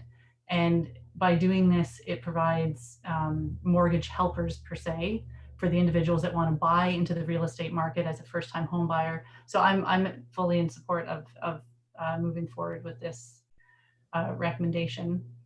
The one comment I will make is I believe the BC Building Code is allowing the secondary suite to be of equal size to the primary suite. Director of Planning, could you inform me of whether or not my assumption there is correct? As far as that's what the BC Building Code says, it can be of equal size, I believe. Right. Yeah. So what we've introduced in our zoning is to maintain that a secondary suite is not more than 40% of the main unit. So. So even though the BC Building Code does allow a larger one, we wanted to distinguish the primary dwelling unit from a secondary suite through limiting the size of the secondary suite. Right. And so I just want to talk about that for a minute. I sort of have mixed feelings about that. I totally understand why staff are thinking aesthetically why they would want to do that. My one concern is I just did a very quick non-statistical look on MLS on the size of the average apartment and townhouse that's for sale here in Gibsons, because we are talking about having secondary suites in additional housing types. This isn't about secondary suites per se in houses, because that already exists. This is about expanding where we can put secondary suites. And the average size, and again, not statistically, this is I didn't do any stats here, but just from what I could see, ranged from about 950 square feet to around 1,200. So if you kind of just draw an average of, say, the average apartment townhouse being at about 1,100 square feet, you're talking about the maximum size of a secondary unit you could build is 440 or around there feet. And so I'm just raising that to the community. It's pretty small. And so I'm not saying it's, I'm just putting it out there. Personally, I would like to see the maximum size increased a bit, considering how small the units are that are going to be potentially allowing a secondary suite attached to them. But I'm opening that up to the committee for their thoughts. I wish I could see what roughly 450 square feet looks like. Yeah. I wish I had a visual right now for what that would look like. Cliff, yeah, over to you. Yeah, actually, I think for the type of units we're talking about, to me, 450 is ample. I mean, that's plenty of room for a 1-bedroom, a bathroom, and maybe even like a half kitchenette. I think 450 is pretty reasonable for the type of thing we're talking about. Okay. Councillor Crowell? Sort of agreeing with what Clifford was saying. The condo tower beside the CBC, there were condos for sale in there at 300 and something square feet. I know that's downtown, that's Vancouver. No, but it's, it's still, it was a very, decent livable space. Okay. So, if you've only got a, as you said, an 1,100 square foot unit, and you were to divide it in half, you know, I know where you're coming from with it, but I think offering sort of, it's certainly going to make it a more affordable unit if it's, you know, proportionately smaller and still be, you know, For help. one, yes, it is true, but for one part of our community, it'll be single people, which is not bad. I'm just raising this. It'll be for single people or whatnot. We're not really creating secondary suites here for people with a kid per se. Anyway, I'm just flagging that. Anyway, okay, I take it people are okay with it as is. So, Councillor DeAndrade. No, I share the concerns. I think from my part, I don't have the expertise to make an informed decision. And I would like to hear the Director of Planning, maybe just following up on your, on this discussion, because I get the point, right? Obviously, we heard from Cliff that this is not a problem, and from Councillor Crowell, but I wouldn't mind to hearing from the Director of Planning what's her perspective on that. Sorry, just for some clarification, is it the limit of the lock-off suite size that you're concerned about, or the 40% secondary suite size? The 40% secondary suite size. Okay, so in a secondary suite would be allowed in a duplex or a townhouse or a brand new single family dwelling. We don't get many, we don't get many new builds for townhouses, duplexes, or single families that are 1,000 square feet or around that size. And the idea is that it would be contained as part of the real estate entity. So it would be part of the main building, and it would be for rental, affordable rental accommodation anyway. So the size seems appropriate. The idea of keeping the size was also to maintain form and character, and not make it look like the same size as the main unit. And then again, to distinguish the secondary suite use to the principal single family or duplex use. And then in terms of the lock-off unit, that would be within an apartment. Again, another rental opportunity, a mortgage helper opportunity. We don't, I guess if it was a large apartment unit, then it could have a larger lock-off unit, but typically the apartments are smaller, so it would just be a smaller suite. Okay. Okay, I just wanted to flag that, but okay. We have a recommendation here from staff that the Planning and Development Committee recommends that Council direct staff to update the zoning bylaw to allow secondary suites and more housing types, and to reflect the December 2019 BC building code update. Move that recommendation as is. Councillor Crowell, Councillor Lumley, all in favor? Great, thank you very much. Okay, what's next? Short-term, over to the Director of Planning, the short-term rental bylaws for consideration. Over to you, Director of Planning. Thank you. So I've prepared a short, I did something wrong. Yes, no, I was just double checking that that in passing that last recommendation, you passed all the recommendations as written for that report. There are several. Oh, I'm sorry. Give me a sec here. All passed. Okay. Yeah. I'm yes, thank you, Councillor Lumley. All right, over to you, Director of Planning. Thank you. I prepared a short presentation, so I'll just share my screen and get this up for you.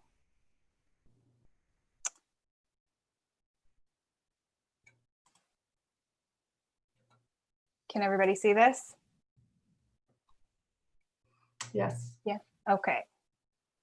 All right, so short-term rentals. So since what this report does is it brings forward the short-term rental bylaws that were previously reviewed by the PDC and includes referral comments received to date. Since the last bylaw viewing by the PDC, it was sent to our legal counsel for review, and it has been simplified a little bit since then. So the legal review suggested the following changes: delete the definitions of principal residence unit and booking, and instead replace it with a condition of use. And the condition is that short-term rental accommodation shall be administered by a person who lives on the property full-time and must be on the property during guest stays. So it's cleaner language. It also allows short-term rentals in apartment buildings where zoning allows both an apartment use and tourist accommodation.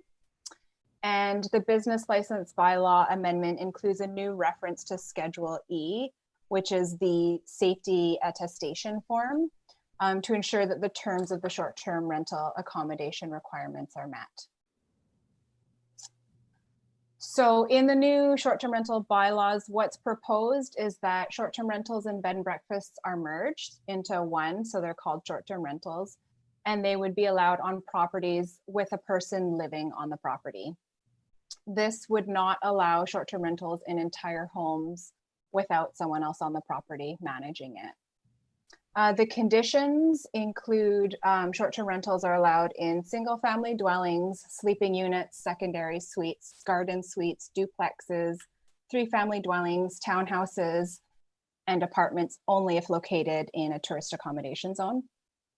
One parking space is required for every 2 bedrooms or sleeping units. There can only be it can only occupy 1 dwelling unit or sleeping unit per property for the duration of a guest stay.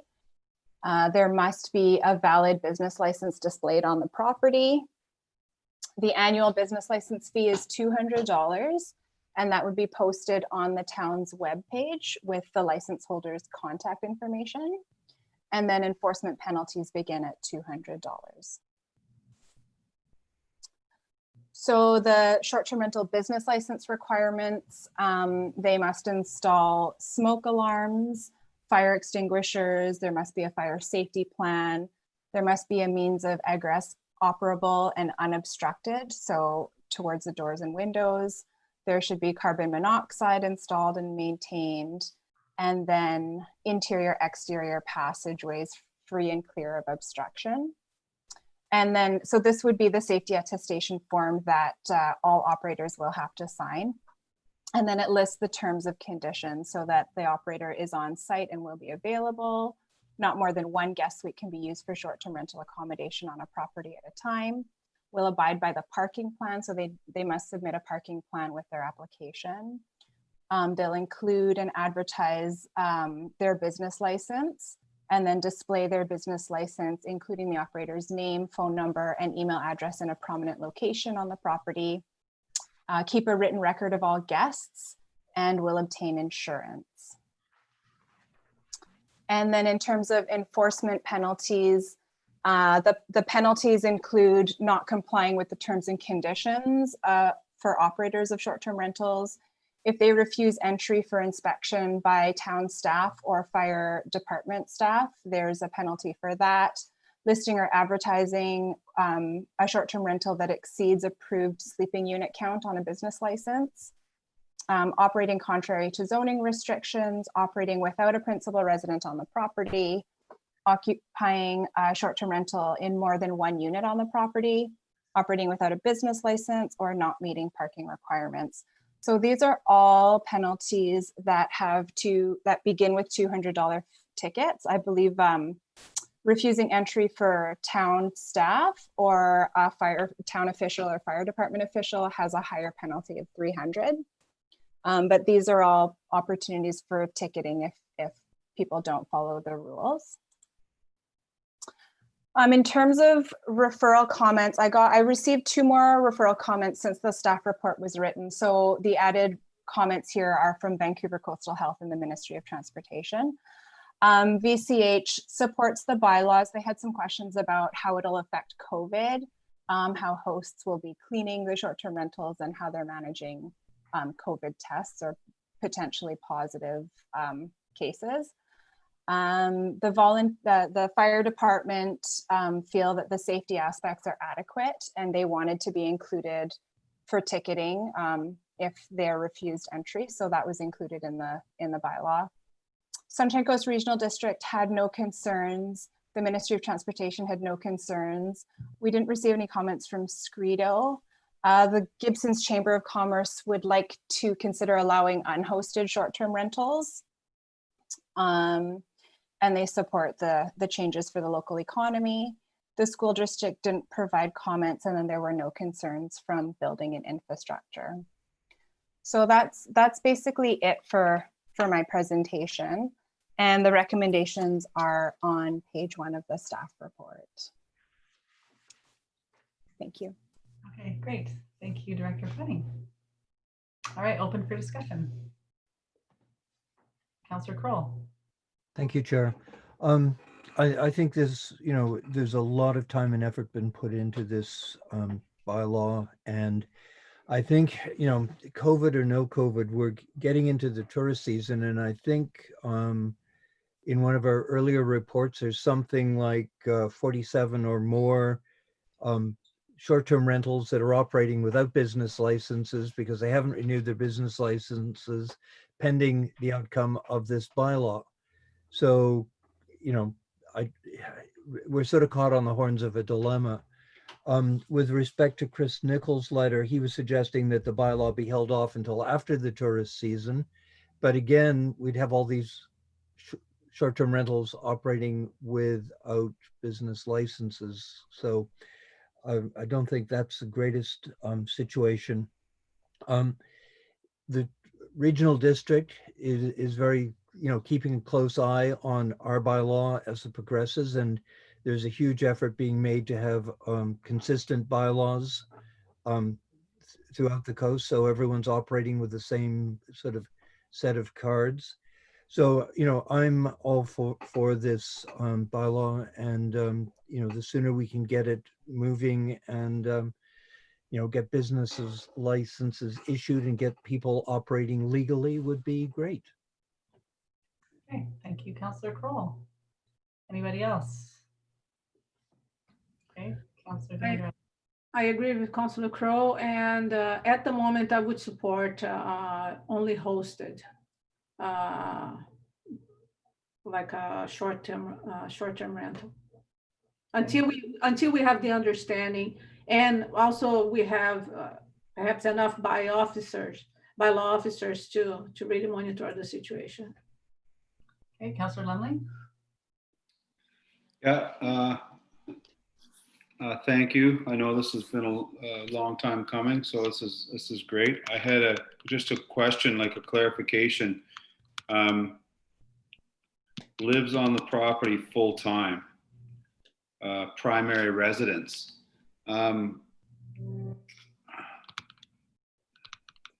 Sometimes, like, people have two different residences, and like a lot of times those people, the residents will be full time over here in the summer. Is that, I mean, you can switch from full time to short, like not full time anytime you want to be living. If you move somewhere, you go, hey, I'm living here full time.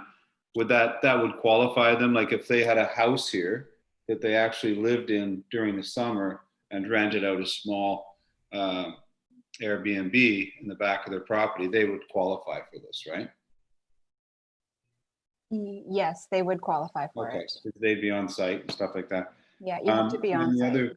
The other thing I noticed was that, first of all, I think the business licenses are too low, but I guess maybe we'll make that up in fines. So, but on the business application, it just says mailing address. I guess if you wanted to drive the point home that this has to be your full-time address, you might want to put on the business application permanent address or address instead of just mailing address. Because my mailing address is P.O. Box 66. I could be living anywhere, right? So, and I don't want anyone to send me any mail. But anyway, that's just a couple of thoughts. Thank you, Councillor Lumley. I'm going to jump in here, Cliff. I do want to get to you, but I want to follow up to Councillor Lumley's comment because it is the only comment that I had in the application form, and I almost debated not mentioning it because I feel like I'm just being nitpicky. Where it says, if yes, please attach 2 items verifying principal residence to confirm this declaration. It does go on to say proof of principal residence must include a scanned copy of the government issued photo identification. Examples of acceptable proof of residence includes a recent utility bill, driver's license, or any mail from Medical Services Plan or Revenue Canada. I would just like to see the wording on that strengthened just a little bit. I know it says it, but just in case a clerk behind a counter was processing this application and they just read the first part that said 2 items verifying principal residence, I wouldn't want them to accept 2 utility bills because obviously the operator owns the building, but they may not live there, and they could bring in so they're going to have a gas bill and a hydro bill because they own the property. So if we really are trying to make it their principal residence, then I would like it to say, like, in addition to a principal, or even 2 pieces of ID that shows that it's their principal residence. So I just find the wording around that could kind of be tightened a little bit. That would be my only request. Do you know what I'm asking for, Director of Planning? Absolutely, yeah. So I guess I'm wondering if there should be a recommendation from the PDC on that, basically to clarify that to verify principal residence, 1 piece of ID, 1 has to be a piece of government issued ID, and then the secondary could be something else, like a utility bill. Yes, yeah. So maybe we'll make that addition afterwards when we go through the recommendations. Sure. Thank you. Cliff, over to you. As someone who actually runs a Airbnb, what do you think? Well, I mean, we've been over it a few times, and I think the law at this point is fairly refined and fair. I don't think I have any more comments to add to it at this point. Great. Okay, good. I feel good about it too.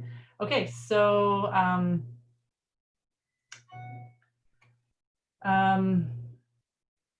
so the recommendations are that Planning Development Committee advises Council gives the following bylaws first and second reading. Zoning Amendment Bylaw number 1065-47 2020. And that Council gives the following bylaws first, second, and third readings. Business License Amendment Bylaw number 666-10 2020. And Notice of Enforcement Amendment Bylaw number 1125-07 2020. And I'm going to add, and I'm looking to Lindsay now, and that the wording on the application form be strengthened to include and you could just add that the residents be proved using 1 piece of government issued ID and 1 piece of mail as a secondary ID, and 1 piece of mail as secondary ID. Okay. Councillor Crowell? I don't know whether people would be this unscrupulous, but I do know people who have secondary residences up here do insure their vehicles up here and do their driver's license to capture the cheaper insurance. So driver's license may not be the best proof that it is your principal residence. Yeah, well, there's always going to be, you can't, yeah. I know, those folks are out there, I guess. Anyways, and further that an electronic public hearing be scheduled to begin at 5:30 p.m. on July 14th, 2020, as authorized under Ministerial Order M139-2020 and in accordance with Section 465.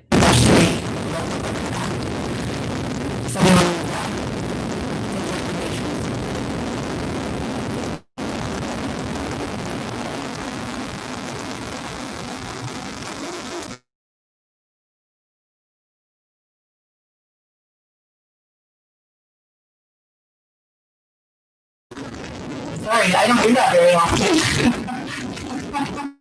Thank you, Lindsay, for that.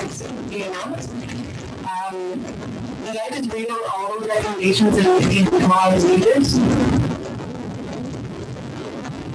Is somebody hearing me? Are they hearing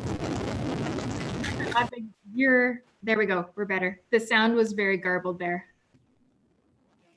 I need to reread all those recommendations and if people capture that. Saying thumbs up, you got that? Sorry, we can't. The every time the mic is on you, your mic is very staticky. Maybe just try and turn the volume down a little bit.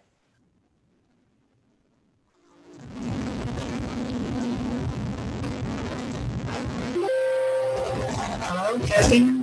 Can you hear me? I don't know what's going on.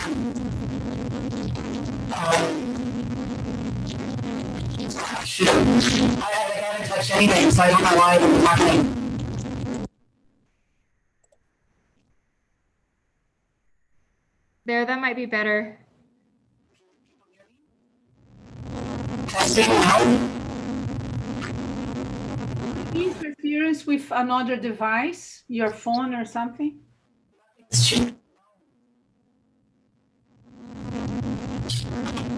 I don't understand. One suggestion is that maybe you can log out and log back in. I wonder if that would help. Just noticing also the time. Yeah. Okay, everyone log out and then call back in. Actually, you're good now. Okay. Yeah, you're back. Thank you. I don't know what's happening. Okay, did everybody hear those recommendations or do I need to read them out again? Does somebody want to move those recommendations? Thank you, Councillor Lumley. Someone else? Councillor DeAndrade, all in favor? Moving this forward. Thank you very much. Okay, final report of the day. I presume this is Katie again. Development permit application process. I can speak to this. Thank you, Chair. This was just at the last PDC, this was discussed and the PDC recommended referring this back to the next PDC for discussion. The recommendation in here is that it's just for information. So we'll let the PDC discuss. Thank you. Okay. Okay, open for discussion. Councillor DeAndrade. You're on mute. At the end of the meeting, the Mayor Beamish said that, he didn't want to take more time to amend because remember, it was quite confusing because we passed one motion and then we were trying to amend to include the second discussion. The first discussion was about including a requirement that the professional should, the qualified professional should say whether it requires, the project should require a peer review. So that was one of the first discussion. And the second discussion was around amending the development permit delegation authority by law, just to include feedback from the community or from anyone that would feel impacted by major projects. So Mayor Beamish said that he said, how about we bring back to the next meeting? And in the meantime, I confer with the Director of Planning and the CAO and talk how we can move something forward and have a resolution that will be better, conversation a bit uninformed a bit. So my question is if Mayor Beamish had the opportunity to discuss this with the CAO or with the Director of Planning. Okay, over to Director of Planning, I guess. And I just want to let everybody know we've got 7 minutes to the end of our meeting. Would people mind if we just extended this to 5:15 to wrap up this discussion? That's okay. Moved by Councillor Crowell. Someone want to second that? All in favor? 5:15. Okay, thank you. Sorry, over to you, Director of Planning. Thank you, Chair. So I didn't speak with the mayor about this since the last meeting, but maybe he spoke with the CAO. So I'll pass it over to the CAO. Yeah, certainly. Mayor and I discussed this item, but didn't instruct us to do anything. He was hoping that something would come out of your committee today. So if there's anything specific on the report that the committee feels needs to be brought back, then staff would then bring you back a report with whether it's the issue of the peer reviews or the public engagement as well. Lumley.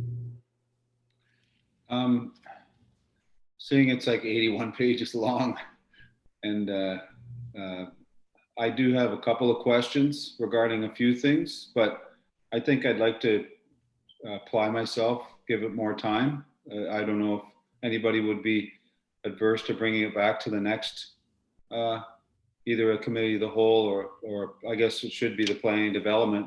If we could bring it back then, I don't feel comfortable making a decision or a resolution based on a document that I really, I haven't been able to spend enough time reviewing in the past little while. So that'd just be my recommendation. Okay, thank you, Councillor Lumley. Councillor Crowell? If Councillor Lumley wants to make that a motion, I'll second it. Okay, so the motion is that we'll bring this back again just because folks want more time to review it? Okay, I'll second that. Or I'll support it. To the next planning and development. Well, how do people feel? I mean, good. Councillor Lumley. Actually, oh, sorry. Yeah, and when it comes back, we've already got it for information. When it does come back, maybe the potential resolutions would they be on the actual agenda for consideration, because it'll be a month, right? So that's probably lots of time. That'll be enough time. Lindsay, is it regarding timeline? No, sorry, just the request for the resolutions. The report was for information for council. So if council would like to see resolutions, I would suggest that council come up with the resolutions. Oh, then forget it. Okay. I'd like to hear from Cliff. He's had his hand up. Yeah, I guess I would direct this question to the chair. I mean, if we could just, I personally maybe need a bit of direction as to what sort of changes to maybe contemplate as I'm reading through this. As Councillor Lumley has pointed out, it's a very long document and it's a very detailed policy. Is this whole policy open to any amendment we are looking for, or are we sort of looking to really direct our focus as we read this? Thank you for that question, Cliff, because it finally the rubber just hit the road for me when you asked that. I think that's what I've been struggling with this too, trying to figure out not why this is coming up. I know the mayor, brought it to our attention, but I've been struggling with it. So maybe that's what we need to do is ask the mayor. Like the mayor is the one that felt that this required a review, but perhaps we could ask him for some further guidance on what aspects of it he felt needs review so that we can understand what context we're supposed to be reviewing this from, to give us more guidance, because I honestly, I'm with you, Cliff. I don't know. This was something that's come from the mayor feeling like we needed to review it, and so sure, but I would like more guidance as well. So over to you, Councillor DeAndrade. I can speak to that. The first comment was regarding the DPA 1, 2, and 9, and the need to have a box to allow that a qualified professional would say there is a need for peer review. And I think the discussion kept going because I think the mayor wanted also to hear from staff the potential consequences of this particular in terms of delay of the project, etc. The other change that he mentioned was about the development permit delegation authority bylaw, that to add another clause to allow for people's feedback, right, for major projects, right? So instead of, we go through the approval process and then at the end, some members of the community or some organizations, whatever is the case, would bring a lot of input into this, but after the fact, the project has been, the DP has been approved, it would be a step before. So whatever concern someone has, they could bring forward, and council would ultimately make the decision. And I think my understanding where we were going is to ask for staff feedback on the consequences, right? In terms of whether a project delay or something in this area. So perhaps I mean, we can do 2 recommendations, right? To wait for Mayor Beamish to be part of the discussion, or I think it was pretty clear what Mayor Beamish said, right? So maybe the recommendation is to council to request that staff provide feedback on the 2 points, is actually on the 2. One was the amendment of the DPA. In particular, Mayor Beamish was talking about DPA 1 and 2. And I would make another motion at the meeting, because I think it's important to have another motion at council meeting, but I think this recommendation could be just following what Mayor Beamish was looking for this kind of, and he mentioned even the flood plain, the practice guidelines for flood mapping in BC. He said he was going to pass this document. So this could be the guiding document. And so staff could provide feedback based on this on this document. But to me, it was very clear what he was saying. So do you want the wording? I can. Sure, So it's clear to me. So, but first of all, let's just get agreement or try to reach agreement that what we're trying to do here is to provide a recommendation to council that staff report back to us, to the staff report back to the Planning and Development Committee, I guess, on the two potential change, that the 2 suggestions that Mayor Beamish brought to discussion, being the first one, a requirement that the qualified professional needs to tick a box saying there is a need for a peer review, whether this plan should consider a peer review or not. And the other regards the development permit delegation authority by law, which right now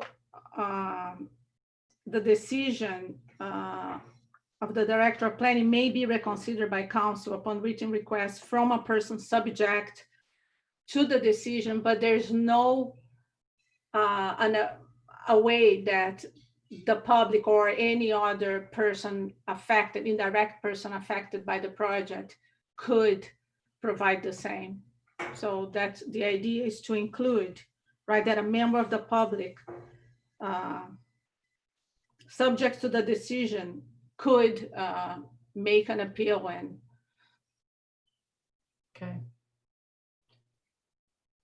Okay. And obviously there are implications that, I mean, Mayor Beamish mentioned that the request has to be fact-based, and there would be a reasonable administrative fee.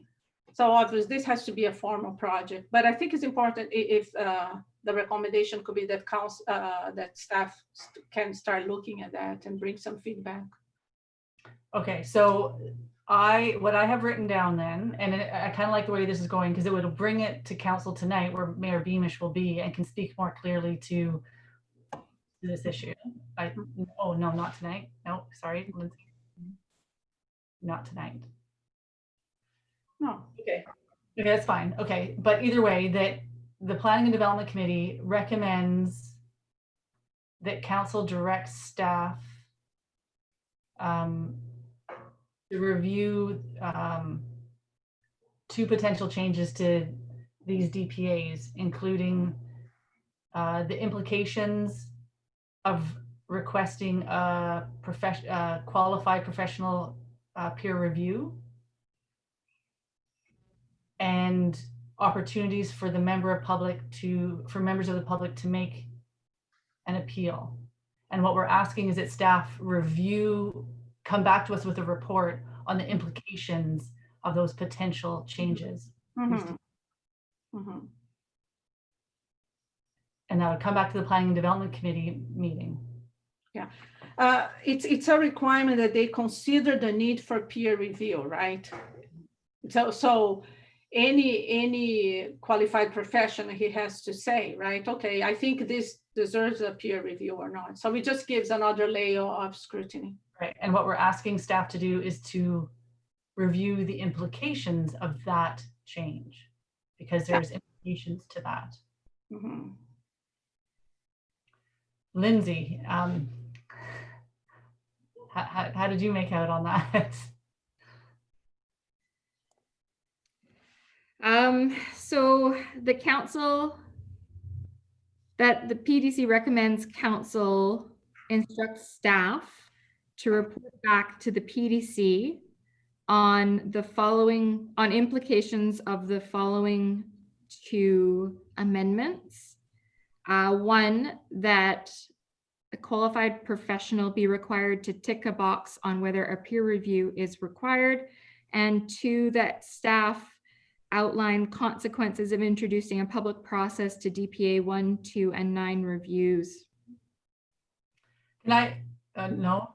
Just a clarification, the first amendment, or the first feedback regards DPA 1 and 2. In this case, Mayor Beamish mentioned DPA 1 and 2. The second regards the Development Permit Delegation Authority Bylaw 1054. Oh. Are you done, Councillor DeAndrade? Pardon me? Sorry, I lost you there. Is your comment done? Yes. So maybe if the corporate officer can read again. The council, the PDC recommends that council require staff to report back to the PDC on the following, on implications of the following two amendments.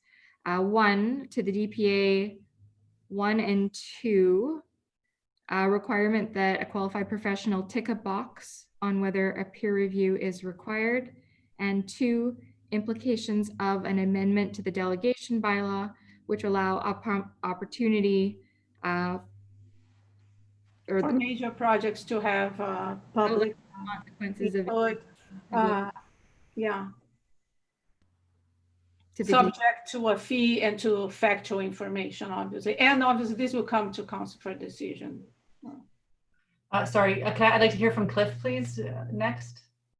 I just wanted to actually maybe make one specific recommendation with regarding to the phrasing tick a box. I think it should maybe say something more like, you know, a qualified professional should be required to provide an opinion as to whether or not a peer review of this work is required. Thank you. Yeah, thank you. Councillor Crowell, and then I'd like to hear from Director of Planning and the CAO just about what we're doing here, just to make sure that they feel that this is in line with what their understanding of the mayor's concerns were and whatnot. So, does this have to go to council, then council directs staff to do the report on the implications of these requests, or can we not just request staff to consider these implications? I don't think we can. Council has to. And what I like about this approach is because Mayor Beamish isn't here today, what I like about this is it brings it to council, and then it gives us another opportunity to refine these recommendations if we've captured it a little incorrectly or what have you. CAO, are you okay with? Certainly, just a couple of comments. I mean, I certainly cannot speak for Mayor Beamish. I'll let him do that tonight. As far as what our understanding of what we're to go and do, the peer review is a topic that came up. It's already in the DP process. Just our understanding, you want something a bit more refined and sort of specific when that's required. The second part, in terms of the public engagement, certainly we can comment on that. The things that we typically be watching for is how it implicates or works or in line with the development process and whether that adds time to an application or not, and what type of time are we talking about, and in terms of costs, what they would be like. Ultimately, irrespective of adding additional reviews and or comments, it's council's decision. Staff's role is you're basically delegating the day-to-day receiving, preparing applications and so on. And our work is under your instruction, so we don't have a separate role. So that's our understanding. It's the question is, when do we get this back to you? And at the moment, between now, I'm thinking it's more in the fall, just because in July, I think we have enough on our respective list to last at the end of the year. So we continue to prioritize. But if you want to see that sooner, just let us know, and then we'll have to think about what doesn't, we have to take off the list for July or September. That's the only thing. Okay, perfect. Thank you, CEO. The only thing I was thinking about tonight is it'd be nice if we could just move this to tonight's agenda, just to review the recommendations we discussed. But I think it's absolutely, we shouldn't expect anything back from staff until into the fall, and I completely am okay with that. But if we don't put it on the agenda for tonight, I guess it would just be next agenda, I suppose. What's our meeting schedule coming up for council? We've got between closing. Yes, Lindsay. I'm attempting to schedule a special meeting on Wednesday, the 24th of both PDC and council. I've yet to hear back from the majority of council though on that. And if that doesn't proceed, we're going to run into some problems with our timelines for our public hearings and bylaws and such. And we'll probably have to have a special meeting at some point that week, possibly the Thursday, which is the 25th. The next regularly scheduled meeting isn't until the 7th of July. Yeah, and that's what I'm saying, is that then we've only got one more after that, and then we break for summer, right? Which is the need for these special meetings, yes. Right. So what I'm trying to say is, okay, well, I guess we'll, the agenda this evening's full. I take it we can't put this on tonight's agenda. So can you would like to, you can make a recommendation to put it on tonight's agenda, but it would just be next week if it waited. Okay, so let's recommend that we put on next week's agenda for council's recommendation that staff make a review, provide this review, but understand that the review won't happen until the fall, which is fine. Mm-hmm. Okay. So Lindsay has thankfully read out to us these recommendations multiple times. I don't believe we need to do it again. Councillor Crowell, do you have one last comment? No? Okay, so does somebody want to move the recommendations that we've made? I'll move. Councillor DeAndrade, does someone want to second it? Councillor Lumley, thank you. All in favor? Great, thank you. Okay, so sorry, my other computer here has just gone to sleep. Give me 1 second. I believe the next thing on the agenda is inquiries. And we've got 5 minutes left. Is there any, could we check quickly to see if there's inquiries? At this time, I'll ask anybody in the meeting as an attendee if they have a question to ask of the PDC to please use the raise the hand feature at the bottom of the screen. And I'm not seeing any, Councillor Ladwig, Chair Ladwig, sorry. Thank you. All right, to squeeze in there by 5:15, I'd like to let everyone know that the next Planning and Development Committee meeting will be held on Tuesday, July 7th. And I'd like to call this meeting to adjourn. Did I say something? Yeah, Councillor Crowell? Just one quick question. I was just wondering, is I didn't see 3.4 on the agenda tonight, and I'm just wondering, is that subject of the special meeting on the 24th, or is it going to give us enough time to announce the public hearing on the 14th of July? Lindsay? Thank you. The plan was to have it at the meeting on the 24th, and that will allow us to keep all the timelines. Okay, motion to adjourn. Councillor Crowell, Councillor Lumley, all in favor? Thank you once again, Cliff, for coming. We appreciate having your participation. Thanks. Yeah. CAO, did you want to say something? No, you're good? Okay. Thanks, everybody. We'll see you this evening. Thank you.